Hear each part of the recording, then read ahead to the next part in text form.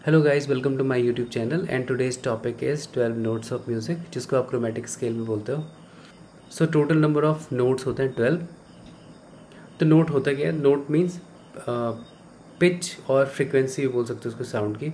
तो इस टाइप के आपके पास टोटल 12 फ्रीक्वेंसीज होती हैं या 12 पिचेस होती हैं, राइट। तो जिनके कॉम्बिनेशन से जितना भी म्यूज़िक बना हुआ है इस दुनिया में, तो सारा म्यूज़िक बेस्ड है इन 12 नोट्स के अंदर। नोट्स को लिखने के लिए इंग्लिश लेटर्स ABCDEFG, ये 7 लेटर्स का यूज़ होता है, राइट। ABCDEFG टोटल 7 है।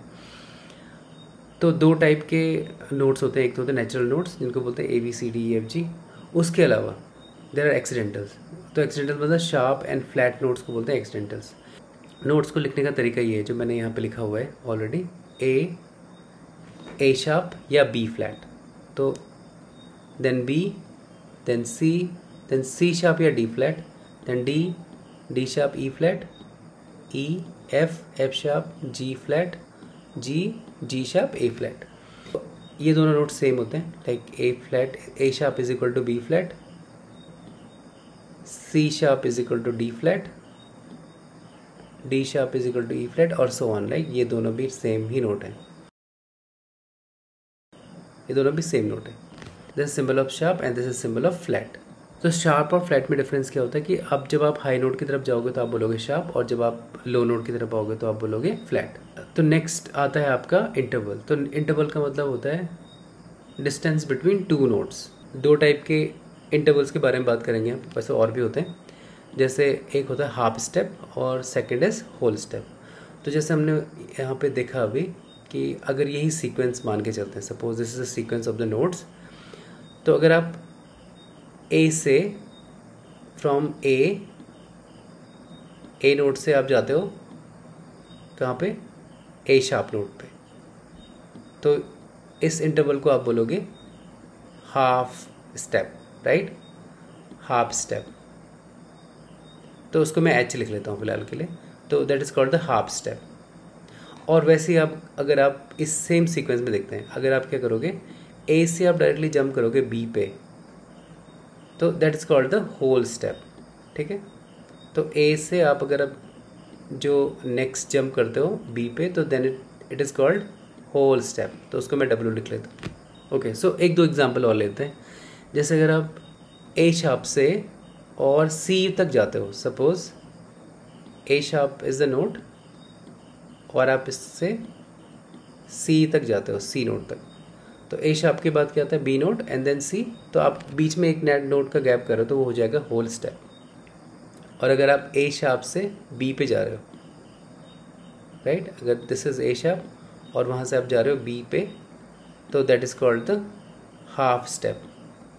अच्छा, ये इसका यूज़ कहाँ पे करना है आपको?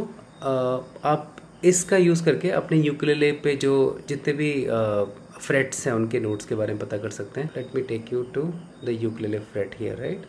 ए स्ट्रिंग का एग्जांपल लेते हैं कि अगर आपको फिगर आउट करना है कि ए स्ट्रिंग में अलग अलग फ्रेट्स पे कौन कौन से नोट्स हैं, तो वो कैसे करेंगे? सेम वो जो आपका 12 नोट्स का पूरा कॉम्बिनेशन था, मतलब वो 12 नोट्स का पूरा सीक्वेंस था, जैसे ए, फिर then A sharp, then B, because we are going higher, B, then B के बाद सी आता है, फिर देन सी शार्प आता है, देन डी आता है, देन डी शार्प आता है।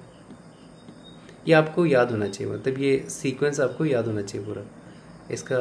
ए के बाद A sharp, then B, then C sharp, then D sharp, आपको ये याद करना है।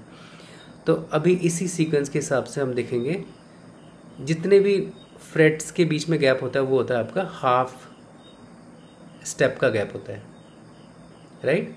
तो हाफ स्टेप का मतलब है ए से A sharp is half step, A sharp से B is again half step, ये सारे हाफ स्टेप हैं। तो जब आप ए से फर्स्ट फ्रेट पे जाओगे, when you are playing A string open, अब अच्छा मैं आप when you are playing A string open, तो ये ए नोट आप प्ले कर रहे हो।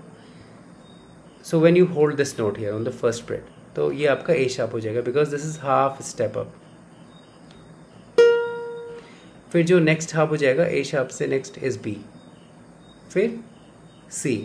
तो ये जितने भी आपके नोट्स हैं वो हाफ स्टेप अप, जितने भी आपके फ्रेट्स हैं वो सारे हाफ स्टेप्स पे हैं। तो नोट्स ऐसे जाएंगे A, then A sharp, then B, then C sharp, then D sharp, then E, F and so on, right. फिर लास्ट में जब आप 12th फ्रेट पे पहुंच जाते हो, दिस इज 12th फ्रेट, अगर आप इसको काउंट कर लेना तो दिस इज 12th फ्रेट, तो अगेन आप कौन से नोट पे जाओगे, 12th नोट यहाँ पे जाएगा जी शार्प, तो ये फिर से आपका क्या हो जाएगा, वही सेम नोट रिपीट हो जाएगा, ए, जी शार्प के बाद अगेन ए कम्स, राइट। तो ए, फिर ए शार्प, फिर बी, फिर सी शार्प, देन डी। तो इसका क्या होता है, पिच इंक्रीज हो रहा है बस। इसी तरह से आप क्या कर सकते हो कि ई स्ट्रिंग पे कौन कौन से नोट्स होते हैं या फिगर आउट कर सकते हो कि ये ई स्ट्रिंग ओपन हो गया तो हाफ स्टेप अप क्या होता है ई का, is F, this is F sharp, G sharp, A sharp, B, C and so on, right. और इसी तरह से आप C string and G string पे भी नोट्स फिगर आउट कर सकते हो। Hope you enjoyed this session और इस वीडियो से आपको कुछ सीखने के लिए मिला होगा। तो आप एक बार इसको गो थ्रू कीजिए and we'll meet in the next session very soon. Thank you so much.